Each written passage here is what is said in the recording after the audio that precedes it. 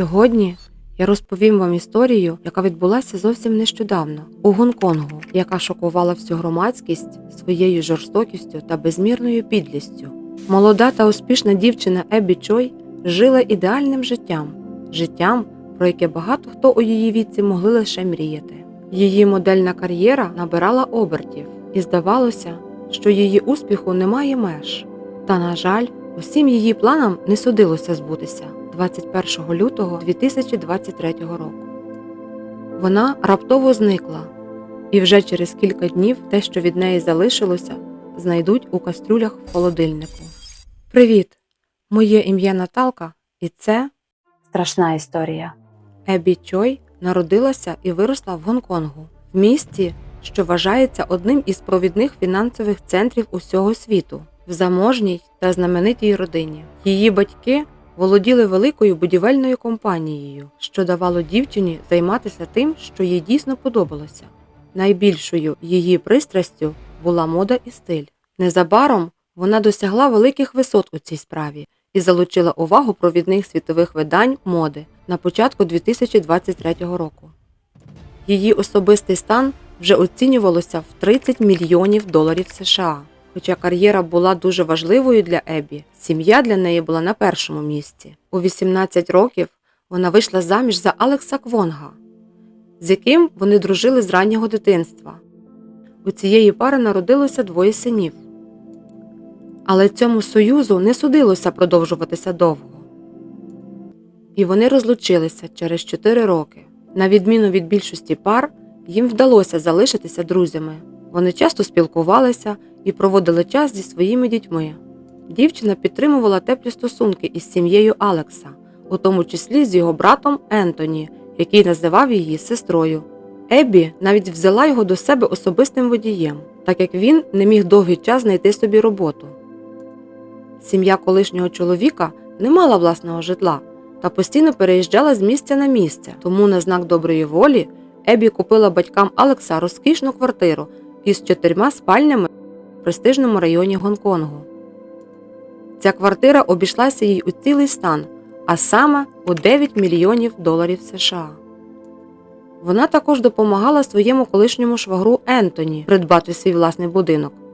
За словами близьких людей, Еббі завжди дбала про тих, хто її оточував. Вона була із тих рідкісних людей, яких не зіпсували великі гроші, навіть після того, як дівчина знову вийшла заміж і народила ще 2 дітей.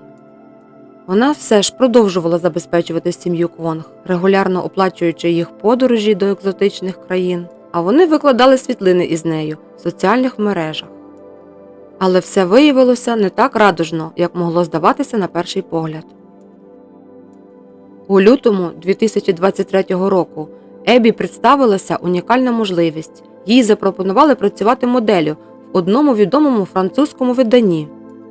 Дівчина, звичайно ж, вхопилася за цю можливість, оскільки вона завжди мріяла потрапити на обкладинку такого популярного журналу про моду. Тому, не роздумуючи, вона купила квиток і полетіла в Париж. Еббі поділилася пригодою із своїми передплатниками у соціальних мережах. Насолоджуючись містом і захоплюючись своїми кумирами зі всього світу моди, вона і гадки не мала, що в цей момент група людей ретельно планувала її вбивство варварським методом. Після повернення до Гонконгу Еббі провела кілька днів із своїми дітьми та чоловіком, і вже 21 лютого її почали шукати, тому що вона не забрала своїх дітей зі школи, що було для неї нехарактерним.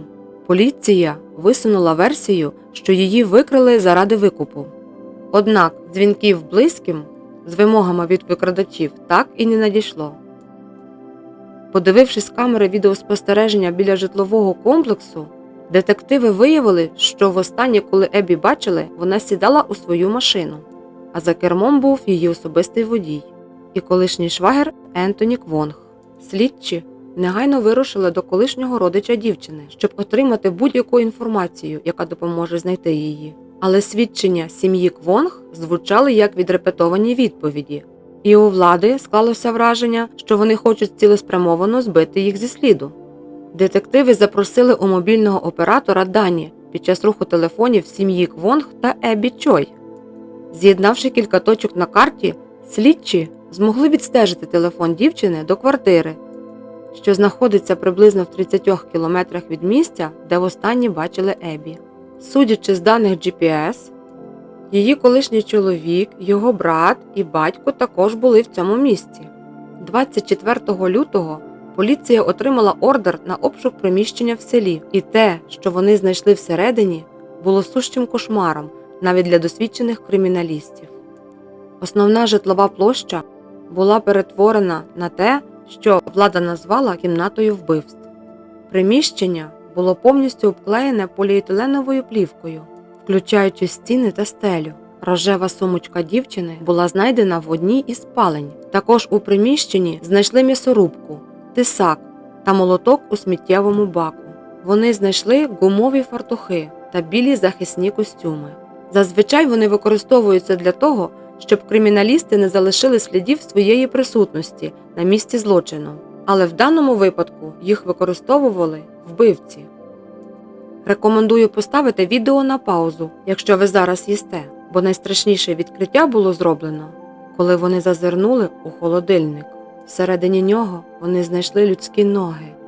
Поруч із ними стояло кілька каструль із супом, що містили моркву, зелену цибулю і якесь м'ясо, що досить підозріло виглядало. Після аналізу було встановлено, що це були кастрюлі з людським супом, а в самій великій кастрюлі була голова жертви та інші людські тканини. Тест ДНК підтвердив найгірше побоювання рідних. Ці останки дійсно належали Ебі. Дірка в задній частині черепа наводила на думку, що перед смертю дівчину вдарили важким металевим предметом, перш ніж її розчленувати. На кадрах з відеоспостереження вулиці видно, як колишній чоловік виходить з квартири з пластиковою скринькою. Детективи порахували, що в ньому він виніс відсутні частини тіла. Поліція Гонконгу негайно попрямувала до будинку сім'ї Квонг, щоб затримати їх. Там вони знайшли 65-річного колишнього тестя Ебі та колишнього швагра та водія Ентоні. Їх негайно заарештували офіцери, а також затримали колишню свекруху Ебі, вважаючи, що вона допомагала позбавлятися доказів і перешкодила правосуддю. Проте екс-чоловіка Ебі, Алекса, ніде не було. На нього почалося справжнє полювання по всьому місту. Оскільки Ебі була вхожою в впливові кола суспільства, дехто з її багатих друзів пропонували величезні суми грошей за будь-яку інформацію, що веде до упіймання Алекса.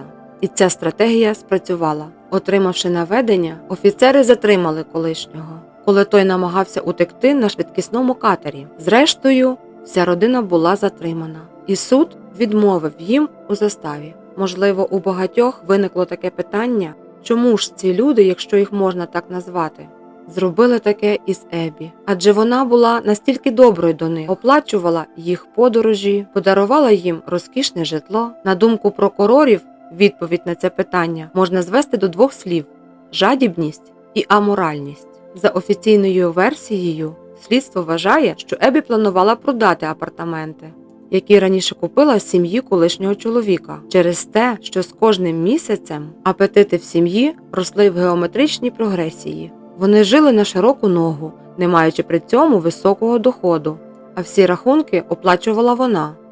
Незважаючи на те, що власником житла вважався батько сімейства Као Квонг, Ебі була тією, хто фактично за нього все заплатив. І з юридичної сторони у неї були всі права, щоб повернути велику частину грошей після продажу. Це розлютило сім'ю Квонг, незважаючи на те, що житло дісталося їм безкоштовно. Але це не заспокоїло лють колишніх родичів. Щоб не допустити продажу будинку, голова сімейства зібрав свою родину для того, щоб обговорити варварський план.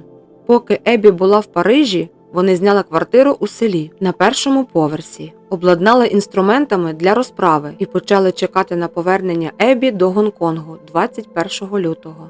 Через кілька днів після того, як дівчина повернулася додому, вийшла з житлового комплексу та сіла в машину, думаючи, що водій відвезе її до школи за дітьми, однак натомість він повіз її за місто і зупинив авто в автомобільному тунелі, де вже чекав колишній чоловік.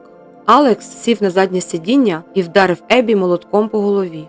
Потім брати відвезли її на знімну квартиру, де на них уже чекав батько сімейства. Те, що відбувалося далі, ви вже знаєте. Поліція швидко вийшла на слід злочинців до того, як вони змогли повністю позбутися тіла і знищити всі докази. Незважаючи на те, що на материковій частині Китаю практикується смертна кара, в Гонконгу її скасували у 1993 році, тому їм загрожує довічне позбавлення волі без права на дострокове звільнення. Також були арештовані ще 2 людей, які допомагали Алексу втекти. Всі вони постануть перед судом у травні 2023 року, тобто зараз. У багатьох у голові досі не вкладається, як ціла сім'я із 4 чоловік могла сісти за стіл і одноголосно придумати такий божевільний план розправи. Чоловік Чой, з яким у неї було 2 спільних дітей, сказав, що запам'ятає її як дружину та матір, яка була уважною і завжди опікувалася своєю сім'єю. І він заявив, що подбає про дітей, у тому числі і про 2 прийомних.